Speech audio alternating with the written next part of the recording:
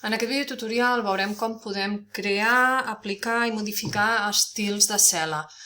Un estil de cel·la són estils que ja venen predeterminats amb un format i una cosa adequada.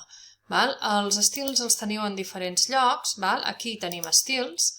Veieu que aquí en tindríem uns quants. Hi ha estils d'encapçalament, hi ha estils de capçalera, de resultat, de text, hi ha diferents. Què és això dels estils? Això dels estils no és res més que si hi ha estils de cel·la i de pàgina. Que si tu, per exemple, dius, és que jo, aquesta d'aquí, per exemple, l'estil de la cel·la data, diu, vull el fons de la cel·la blau clar. Doncs vinc aquí i busco un fons de la cel·la blau clar.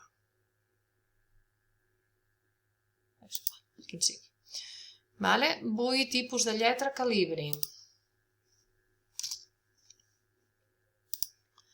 Vull negreta i ja està. I no em demana res més.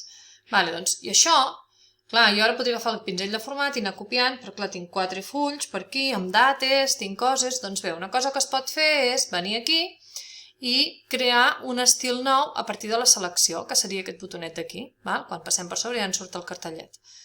Creem un estil nou a partir de la selecció. Jo creo l'estil i li puc dir estil data. I així ja sabré quin és. L'estil de la data. I d'acord, veieu que me l'ha col·locat, ell col·loca per ordre alfabètic, per tant, com que és la D, anirà aquí. I jo ara, si vull aplicar aquest estil a totes les cel·les que jo vulgui, per exemple, a totes les que hi ha dates, només he de seleccionar i fer clic, clic, i ja se m'han aplicat. Que vull aplicar-ho aquí també? Doncs selecciono i faig clic, clic, i ja s'ha aplicat.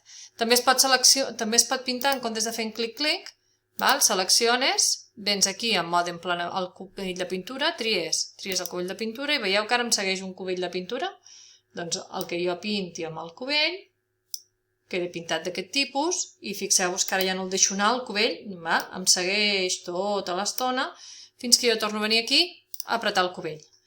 És una manera una miqueta més fàcil de treballar-ho. De la mateixa manera, si hem vist com crear i com modificar un estil i com aplicar-lo, si jo ara el modifico i dic, ui, aquest blau potser no és massa clar, potser hauria d'haver quedat una miqueta més clar. Fixeu-vos que ja tinc pintat el mes de març, el mes d'abril, el mes de maig, això si ho hagués de modificar un a un seria com una tortura. Doncs vindríem aquí i el modificaríem.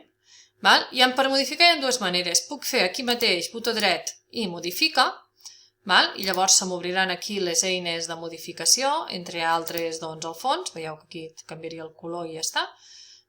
O també podria modificar-lo directament, dir-li no, a veure, provo aquest, ui, molt millor, i llavors aquí teniu un botonet que hi diu actualitza l'estil, tal com està ara, actualitza'l.